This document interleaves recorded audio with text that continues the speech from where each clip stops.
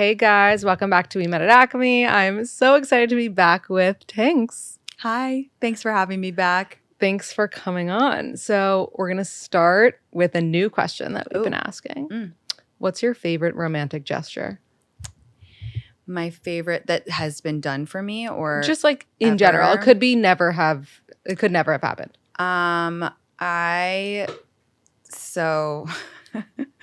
Me on the internet. I'm not going to talk about this breakup at all. Me on this podcast talking about it so much, but I'll say this because I think it's so nice. My ex-boyfriend used to bring me coffee every morning in bed, and I thought that was just like the sweetest, nicest thing. I think because I'm a morning person too, and a coffee lover, it just meant the world to me. So I thought that was very nice. I love that. It's very Love Island. Mm-hmm. Like that's what they do for each other. When they like make the terrible, like why are they all so bad at making breakfast though? They're like, oh, I'm gonna might have breakfast in it, and they go over and they like half toast a piece of bread and they like smear an avocado in the most disgusting way. They're like, oh, how'd you make an egg? How'd you make an egg? Okay, I'm gonna make an egg, and then they like half scramble some shit, and then they always make a smiley face with the like wilted strawberries. Like, there you go. I think they must be working with like really weird produce because we also never see them eat on that show. I am dying. In fact, in case anyone is watching, I would like to produce and direct a behind the scenes YouTube short documentary about the food on Love Island. I want to know how they order it. I want to know I want to see inside those weird little pantries and know what it's stocked with, because the way that they eat and make food, it kind of feels like they forgot about the food. And I'm like, you can't make a decision when you're hungry. Like, give them some good stuff. Like, give them bread. Like, give them Nutella. Like, give them nice things that you normally have on holiday. Like, they never do. They feed them chicken and rice. I've actually found this out only because they want them to stay like very thin with like these like crazy like bodies that are like ripped. So it's only chicken and rice, and then I think they have like the egg and the coffee for breakfast. But you're onto something with the documentary. If A24 is listening, we need a documentary on like a behind the scenes Love Island on like the deaths that have happened. It's insane. It's crazy. It's insane. And like just even the switch from letting them drink a lot of alcohol and smoke cigarettes. And I'm mainly speaking to the British one. I don't really watch the American one. No, we're only talking about the British one. Okay, good. And like how, there was like the outcry, and then now they don't give them alcohol and they don't give them cigarettes anymore. They took away social media for them. And I have just very mixed feelings about it, and it's wild, but I really want to know more. And even like now the partnerships, like they all wear that one brand of sunglasses. Like that was clearly a deal. The water bottles are gone now. The water bottles are gone. It just is like slightly different. It's becoming slightly more Black Mirror-y to me, and less like a British like lads on tour, like let's get wasted and have fun vibe. And while I am all for making things more, better for the contestants and what have you, I think that it sometimes feels weird when you make something that's inherently silly and kind of like bad. I'm not placing that judgment on it, but other people, like moralistically, like it's a show about naked people, young people like finding love to get money. Like this isn't Bible study. Right. And so I always think it's weird when you try and like retroactively imprint morals onto something like that. I'm just kind of like, let's just think about this for a second. No, exactly. But I also think, and we're obviously so far off topic, but we're going with it. I also feel like this season, especially of UK, I notice like people just talking so much more shit. And I wonder, like, do you think that, because they're a little bit younger, do you think that in general, people talk more shit nowadays because there's like more shit to talk about because of social media, blah, blah, blah. Whereas back in the day, like when our moms would talk shit, they would have to like call each other on the phone. Yeah. They would have to have run into Susie at Pilates. It was like a full-on gossip session. Yeah. It was like a full-on like factual recounting of gossip. Right. Whereas now it's just like, oh yeah, her story. Yeah. I think people definitely talk more shit. And even with celebrities too, like before it used to be, oh, you see Lady Gaga at the supermarket. Okay, well, she wouldn't be at the supermarket, but whatever. Like you see her walking in a parking lot, and that was the photo in Us Weekly. And now it's like, oh, a celebrity breathe. Like we have so much information about everybody all the time that like, yeah, of course we talk more shit, 100%. No, it's so true. It's so true. Let's back up a little bit. For anyone who's like not a breathing person who doesn't know you. How old are you and where are you from? I'm 32. I'm from London and I live in Los Angeles currently. Amazing. And what is your current relationship status? I'm single. So this is recent. Mm-hmm. Let's get into it a little bit. Like, how did you know that a breakup was something that was happening for the course of your relationship as opposed to continuing to date? I am so torn about this question because I brought my followers along really front row seat to this relationship because I felt I could not. I was so happy and I was literally the walking heart eyes emoji for 7 months. So I understand why this is an annoying answer given that, but the person that I was in a relationship with was the person I was in a relationship with didn't ask for like to be known on social media or whatever. And I've decided I'm not going to talk about like the details of the breakup or whatever, but again, reiterating what I already said to my community, which is like, I am truly so grateful for him. Like I'm truly feel so lucky. And I think this is a great opportunity for me to remind people that just because a relationship ends, it doesn't mean it was a failure and it doesn't mean that it was bad or wrong or anything. I think you can learn something from every single relationship. And I think the more you can shift into gratitude when something ends, like the easier it will be. Obviously, that's different if it was like a horrific breakup. I'm not, saying immediately be grateful for it. But I think, if it ended okay, then just think, wow, I'm so, so lucky to have spent time with that person. Yeah. What do you think your lesson was this time?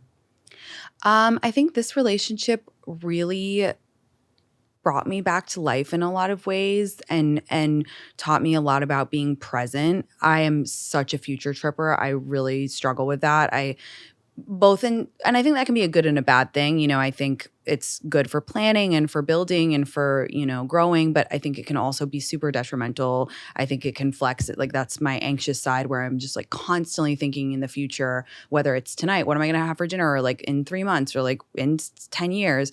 So I think it really helped me to be present.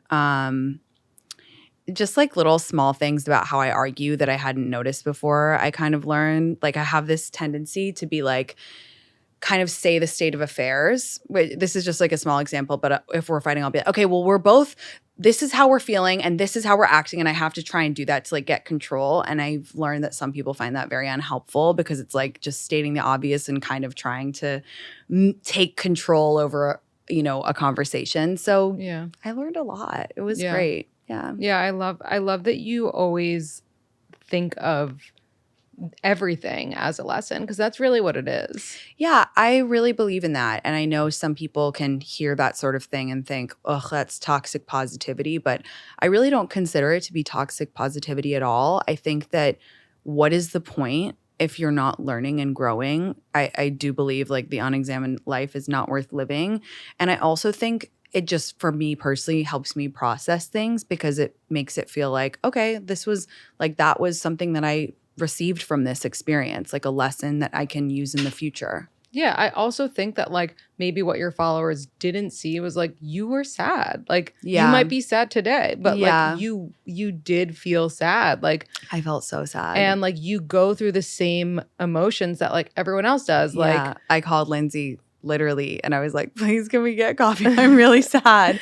But also it's like normal to feel sad. It's normal to be like, was this a mistake? It's normal to just like, so it's like totally. How do you know that, especially when you're in something so fresh and you haven't found like another love romance, like how do you know not to second guess and that you have made the right decision, you think?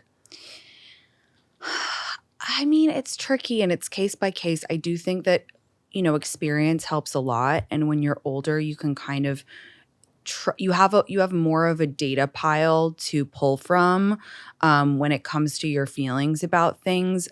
I'm a pretty decisive person in general, so I tend to always look forward and just no matter what the situation is, I always think like just move forward and look, keep rowing the boat. So again, you have to of course I had moments of doubt. Like, of course, every single one of my friends has received a like, oh my God, I made a massive mistake. I'm having a panic attack, blah, blah, blah text. But like, you have to trust yourself, and I just do believe in moving forward. Yeah. Something that I believe that's like very controversial that a few people wrote in and they were like, I want to know what Tinx thinks of this opinion that you have. I feel like if you have any doubts about if this is the person for you, like it's not the person for you. But a lot of people feel differently. Obviously, of course, relationship anxiety is like a caveat if somebody has relationship like OCD, relationship anxiety. But what do you think? Do you think that doubts are an indicator that it's just like not the relationship, or you can have doubts in any relationship if you're just a person who doubts things? Let me think about this for a second. It's funny because I was actually just on a bachelorette trip and we were speaking about I don't know if I'm going to stand by this, but I'll say what I thought. We were talking about like girls on their wedding day and how like there's just two types of girls. There's the girl who's like, this is the best day of my life no matter what. I'm so excited. Can't wait to do this. And then there's the second type of girl who in the back of her mind is like, is this the right choice? Did I make And I guess you could kind of extend that to dating and be like, there are some people who are just more binary when it comes to emotions and feel like, okay, this is it or this is not it. And then there's some people who are always just going to have that like 2% being like, I don't know. I know I'm not giving you a definitive answer, but I do also see your point. I think if there's like a bunch of doubt, I do kind of feel like you've got to figure it out and explore that. Yeah. I feel like you're right, though. The answer is that there are two kinds of people. Yeah, They're the people who can only be with someone if they have absolutely no doubts. Right. And the other person who's like, okay, well, doubts are something that I'm always going to have in my life for everything. I'm a cynic. I'm skeptical, whatever. I don't even think that you have to be a cynic to have that. Like, I think it's just some people's brains will work that way and be like, you know, I'm super happy, but like, yeah, there's always going to be that 2% of me that wonders or like that plays out the alternate scenario in my mind. I don't think it necessarily means that you can't be happy in a relationship. I think it's just different types of people. Yeah, no, I agree. I feel like I would love to know, like, let's say that you guys were talking about two potential actual people on this trip. I would love to know their age and like experience because for me, because I did a lot of shit. You know what I mean? Like I have like a sex number that I'm comfortable with. I had a lot of boyfriends. Yeah. I think that contributes to how so sure in Steven that I was that he was the person for me because I was like, I have dated that kind of guy. I dated this kind of guy, you know? And I wonder if that's a really good point. Yeah. Like versus like being younger or only having one serious relationship. Even if you get married at 32, you know, you've been together since 22, whatever. I know. I think that's a really good point. I think that there is a certain solace in having experienced a lot of different things because, again, it's all about the emotional data pile that you have, right? Like you know, you've been in relationships with all sorts of people. You've tried all sorts of different things. And that, you know, creates a very healthy what am I trying to say? Like alternative to Steven. Like it's like that's all very like significant data for you to say, wow, this feeling that I have with this person is so different from everything else I've ever had. Right. Like that means something. Yeah. And that's got to be really satisfying and feel really good. Yeah. And I feel like that's like what you, and this leads us to this activity that we're going to do, but that's where you're going with the fact that you're having all these experiences that make you even more clear what the person that you want/need is going to be like. So we're going to do a manifestation list. Amazing. I love it. Wants versus needs. Okay. Okay, I'm sure you've made a list like this before. Letter to my king. But we're going to get a letter what? Do you guys know about that manifestation? Letter to my fanny? Letter to my king. Oh. You do like that? I love that. It's like a thing. Yeah, I have like so many different versions of it in my – I do it like every 6 months. I really believe in it. Yeah. I like definitely manifested my last boyfriend. He was like pretty like to a T what I was manifesting for at the time. Right. Yeah. Well, now based off of like what we know from also that relationship, we're going to do some wants versus needs. So we can get specific. Okay. But like we could say like their toes need to be like in like a descending order, you know, like we could get Yeah, but it has to be something that those, you need versus want. Okay. So we'll start with like the need. This doesn't have to be the number one need, but like something you know you need. It's okay to be superficial. Okay. Funny. Okay. What's something that you want but could live without? 6'4". Okay. But I think it's still okay to put over 6 feet in need because you're a tall girl. I'm a tall girl. But like I've dated short guys before. I don't mind. Yeah. And I made some joke about like, oh, Hinge only recommends me 5'7" people in Hell's Kitchen on Instagram the other day, and like the meltdown that was happening in my DMs. People were like, "You said that short kings were okay," and I was like, first of all, breathe. It's a joke. Right. Second of all, short kings are great. It's fine. But also, as you said, like it's also okay to want certain things. Also, 5'7" is like, it might not be a short guy to someone who's 5'2". Yeah. Like, but to you, that's someone who's like an inch shorter than you. Right. Or maybe half an inch. Right. Okay. Another need. Kindness. Okay. A want. Another We're like envisioning this person. I know. Good hands. I get that. No stubbly hands. Okay, another need. I think drive or ambition. I'll bucket drive, ambition, and passion together. Okay. A want.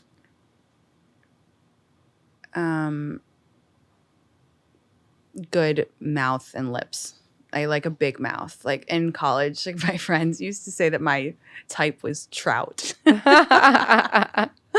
Okay, big mouth. Your kids are gonna have nice lips, let me tell you.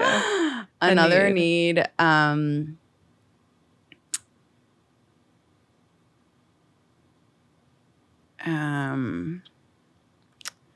I think having a great friends and family and like being good to them.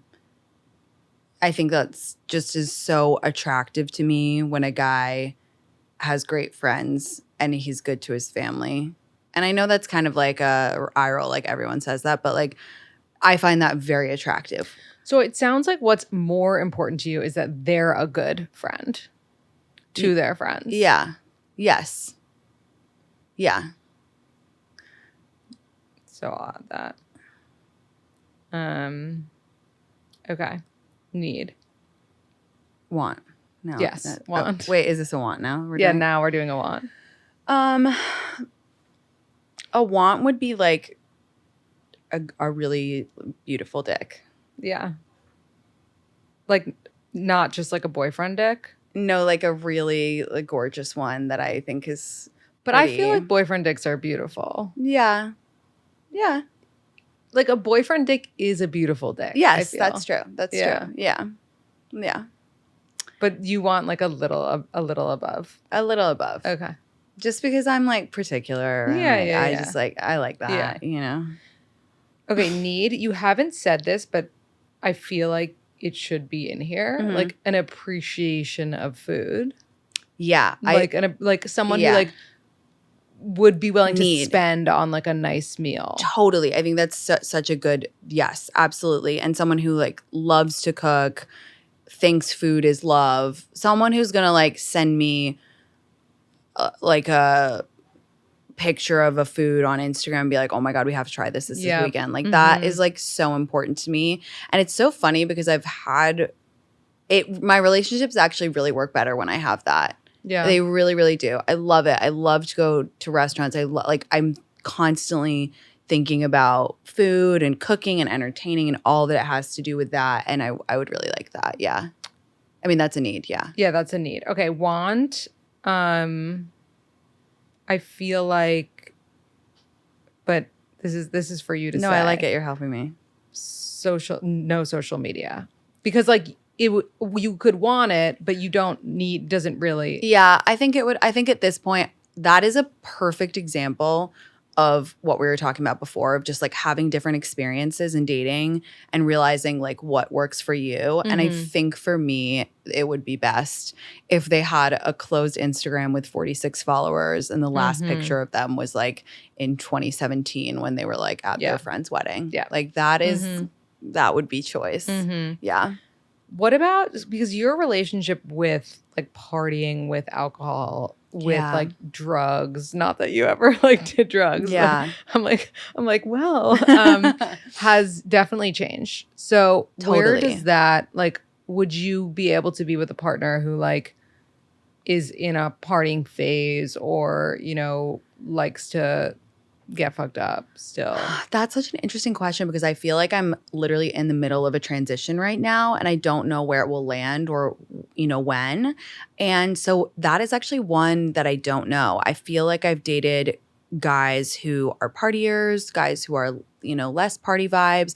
I think it's more important that you're kind of on the same page, whatever it is, which is difficult because it's kind of like a moving target for manifesting.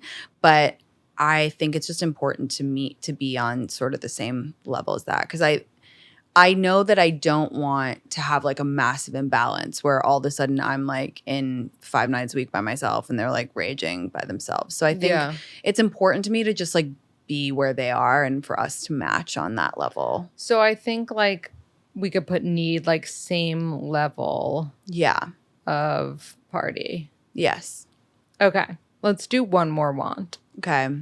So far we have 6'4", good hands, big mouth, beautiful dick. This sounds like a porn.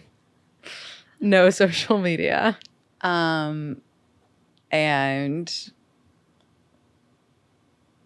what about like okay, yeah, go ahead. Like a really good laugh. A good laugh. Yeah, and a good voice. That's very sexy to me. That's hot. Yeah. Okay, we're putting this out there. Okay, thank you, universe. Into the world. We'll see where it goes. We'll see what they come up with, yeah. I'll take a picture of it for Soch. Okay. Since I last spoke to you, you have blown the fuck up, like beyond belief. I remember before you even started your TikTok, before we knew what TikTok was, you were still true to like the shit that you post today. And I think that's why people resonate with you so much. Like they're like, she could be my friend.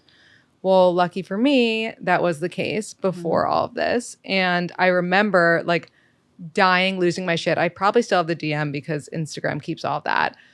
When I saw your first like rich mom walk paragraph and I was like, what the fuck is this? This is so good. You have to do something with this. But now you're basically in the public eye, for better or worse. How has that changed the way that you date or like what you're looking for? Because I feel like even for like an A+++ list celebrity, I sound like Shannon, but like even for an A++ list, I feel like they even have less pressure to talk about their dating life than you do. Yeah. Because you're such an open person with like actresses don't have to be on stories talking about their life. Yeah. What the world does is like hold you to like the standard of like, I need to know what's going on. You need to share it with me. Yeah. So how does that affect? It honestly, no one wants to hear an influencer complain. I'm not complaining at all, but it is quite difficult to date. It is quite difficult to be on the apps just because there's this preconceived notion of who I am on the internet. You know, either they've heard of me or they haven't heard of me, but either way, they go to my Instagram and it's like a thing. And it adds a layer of complication. And I do wear my heart on my sleeve. And I do tell my followers most things. And I am very honest with them about like where I'm at in the day, feeling, all that kind of stuff. So that's one part of it. And the second part is like talking about dating is literally, for me, the easiest content to make. Like if there was no consequences on my dating life or my mental health, it would be amazing because it's like when I first started on TikTok, I would give, you know, date by date updates and this is what he did and da-da-da. But I think a combination of just like age and having been down that road before, I had to rein it in a little bit, but it's like the best content. Like everybody wants to hear about how your date went last night. Yeah. Everybody wants to hear about like the guy you gave a nickname to and like what he's doing and what he's up to and what he said on the date, because it couldn't be more relatable. So many people out there are going through the same thing and they want to hear, the funny anecdotes, the funny stories, how you're getting through it. But it just makes it so much more complicated. And if you're a natural storyteller, it adds another layer to it because you start to think in terms of content. And that's not how relationships are, and that's not how dating is, but you can't help it. And it makes me sound like a psychopath who fabricates things, and that's not true at all. But it's like you start to think in terms of nuggets you can say, and then all of a sudden you're on your date thinking, well, he did that, and that would fit well with my rule that I talked about, so I can do it, whatever. So I had to take a big step back. I try to just tell my followers when something – I try to only tell them when it's like super low level stuff, like I saw something funny on Hinge, or super high level stuff like I'm madly in love and I have a boyfriend. Like anything in between, it just gets messy. Yeah, I think that's totally fair.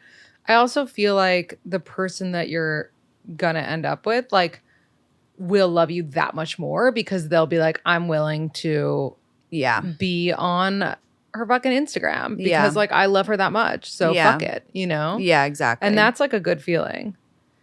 Somebody asked, how do you know if you're too picky? And I wonder right now, since you're starting to date again, like, we made that list. I don't think that the things that you asked that you needed were too picky.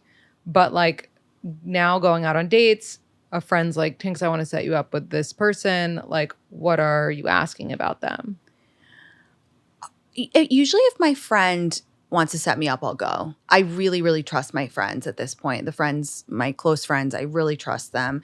And I don't think that you can tell from just rattling off, who they are in bullet points. I really don't think you can tell until you're in the same room with someone if there's a vibe or not. And even though I believe in those lists and that's how I manifest and those are helpful, I don't ever think about people as like on paper version because that's just not how I work. I'm a very like pheromones, person. Every time I've met a guy that I was going to date, I've been like, oh, he's amazing. Like something's going to happen here. So how do you know if you're too picky? I think it's like if you're focusing too much on the bullet points, whether it's before or after you've met them. It's like, how do they make you feel? Yeah. Do they make you feel amazing? If so, most of the other stuff is workoutable, Yeah. A lot of questions that came up, which I think are so interesting because I feel like the question of like, you're in your 30s and single, like, are you okay? And it's like, first of all, wild to me how many women come up to me on the street and say, I'm 34, I'm single, like, you make me feel like it's okay. And I'm like, thank you. And I'm so glad that my existence is like validating, but this is insane and we need to stop. Like insane. This is, sorry to be this person, but this is why you should read my book, which comes out in May. Like it's insane that we have told women over 30 who are single that there's some danger or that they're not okay or that it's, and I'm not blaming them at all. I'm saying I'm astounded by this failing of society that we are letting these amazing, incredible women be so preoccupied with this thing that they don't have that much control over. I believe dating is a numbers game. He's not going to come and knock on your door and be like, hey, I'm your soulmate, blah, blah, blah. Yes, go on dates for sure. But if you're doing that, you can't massively rush timing. And you have to just be grateful for what you have right now.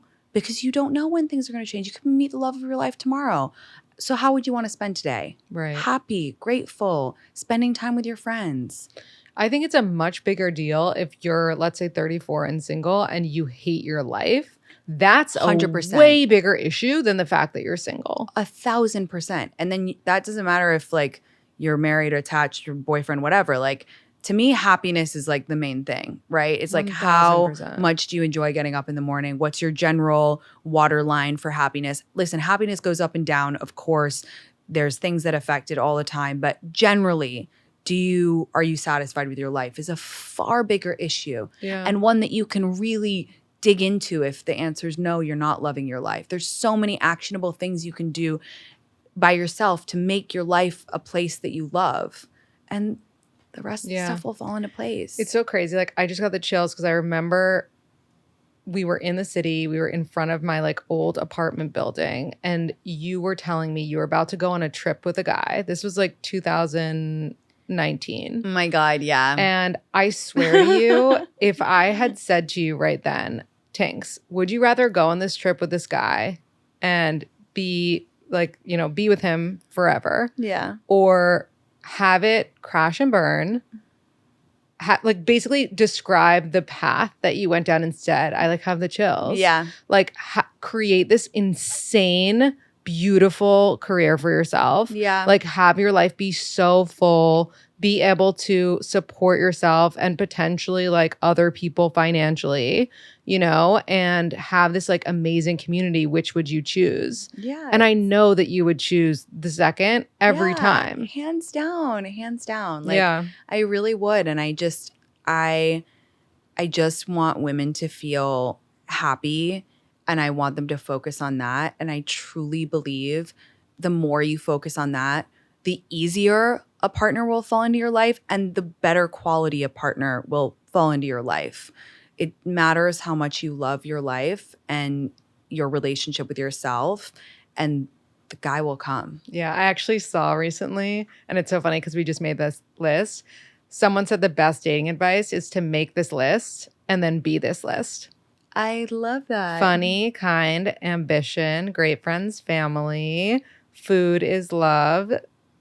That's all you. Yeah. Isn't that so cool? I love that actually so much. But you do not have a beautiful dick. I don't. And I do. I have like often thought that if I was a man, I would have like a really nice dick. Oh, I've thought that all the time about Do you myself. think about what it would look like? Well, my hands are absolutely breathtaking. You have beautiful hands, Thank actually. you. Yeah, no, my hands and my feet, like my phalanges. I know what your dick would look like. I know. I've seen one of them. Well, Libra like men have before. nice dicks. Girl, don't I know it? Not that I would know. Anyway, I've heard that. No, I actually have never fucked a Libra man, so I really actually don't know that. Yeah, I have loved many a Libra. I know you have. I didn't even ask you your big three. Okay, obviously we know already, but you're Virgo, and I messed this up before, but I'm not going to mess it up now. I think it's Virgo, Cancer. Virgo, Cancer, Virgo. Yeah. Mm-hmm. Mm-hmm. So Virgo Sun, Cancer Rising, Virgo Moon. Okay. Last question, and then we're doing some rapid fire. Okay. To anyone listening, like, when was the last time you just like straight up posted a picture of yourself? Yeah. That was like completely unfiltered in any way, like not even like saturation. Up 5 points or whatever. I stay on the Paris filter. I love the Paris filter.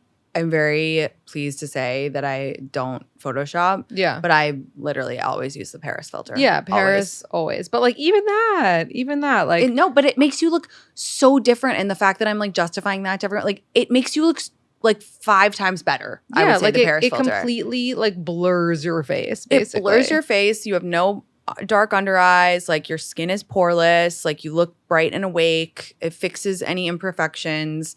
And that's like every day. Yeah. That's like every day all my followers see me with that Paris filter. Right. So it's just like. I know. It's like the more filters you use, the more like compliments you get. And then like, I get so mad when I do like a heavily filtered story and someone's like, you look so pretty. I'm like, what? Yeah. Why? Yeah. Like this isn't anything that I look like. I used to do like the really silly like ones with like a hat on or whatever that are then at least whatever.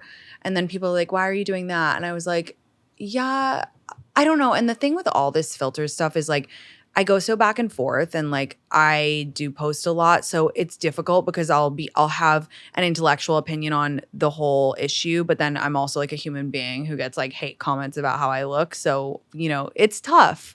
It's tough. I don't know. We're in uncharted territory. Yeah. No, it's true. It's true. Okay, let's do some rapid fire. Okay. Boyfriend texts female coworker about non-work things during non-work hours. Normal to be very annoyed by this? Yeah. Just matched on Hinge with your ex's best friend, childhood friend, whatever. Someone that's close with your ex. Yeah. He messaged first and said, "You're bad," which is kind of giving me the ick. Yeah. Go for it or stay away? Oh, 29 and under Tinx would have gone for it. Over 30, probably just be like, stay away. Yeah, not worth it. efficiency. Yeah. You took months to post a pregnancy announcement on social media, and then your husband's sister shares the post and makes it about herself. Right to be annoyed or get over it. I'd be so annoyed. I would honestly be like, I don't know. I'm like, get over it, because she's just excited that you're pregnant and like you're deciding that she made it about herself. Yeah. But like I hear both sides. I see what you're saying. And also life is easier if you're just like, oh, get over it person. Like, yeah. So it's like for your own sanity, I'm like, to what end? I'm Right. trying to do that. Like I'm trying to really shift my mindset more where I'm like, to what end am I Right. annoyed? Like, right, exactly. It's probably gonna just end up irritating me, stewing about this, even like texting your friends about it and being like, oh, this is so annoying. Like that's just causing you agita, you know? Right. So it's just exactly. like you're a good way to be that. That's yeah. Would you go on a date with a guy whose first message to you on an app was asking you to go on a date? It's tough because the apps are so disgusting now. Like there's such a minefield where it's like everything feels cheesy and awful. So if it was like, hey, I think no. It's weird it's because creepy. but I always tell my followers like, no, like it should be like 3 exchanges and then go. But something about the, hey, you're really pretty. Can we go on a date? Is like, you're a murderer. Warm me up a little bit. Mm-hmm. Have you ever written unsent letters to a past relationship to heal? Oh my God, yeah. I like love that tool. Yeah, it's the best. If you're bringing your significant other to your friend's birthday dinner, when it comes to paying, does he pay his own portion or should you cover his too, assuming that the birthday girl isn't paying? I think it depends how long you've been dating. I'd probably cover his. Yeah. To be honest with you. Yeah, I feel like that's the right thing to do. Yeah. Do you think men would prefer to have non-monogamous marriages if they had the option?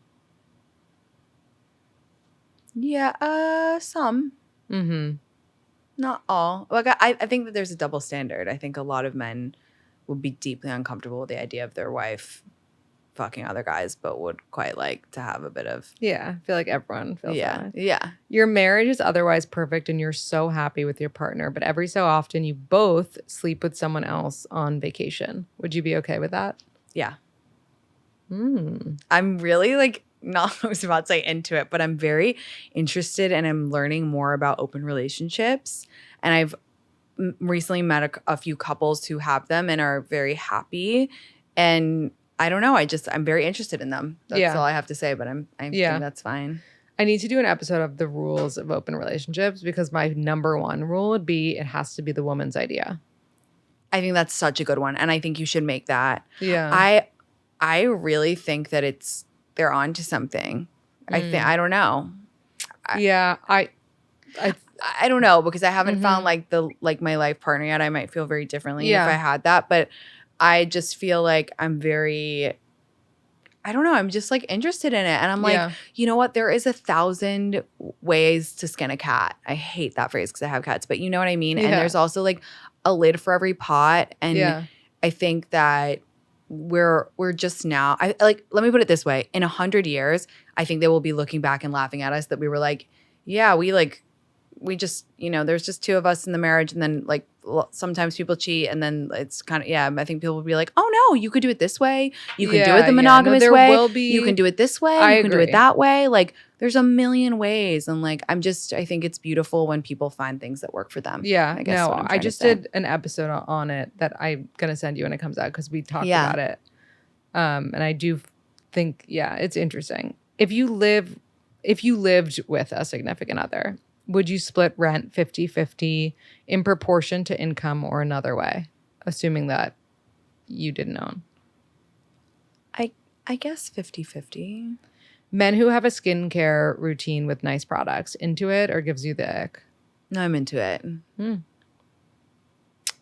Would you rather be ghosted or receive an anti-ghost text after 3 fun dates? Anti-ghost. Mm-hmm. Really. I know it stings in the moment, but like it just wondering is so much worse. Yeah.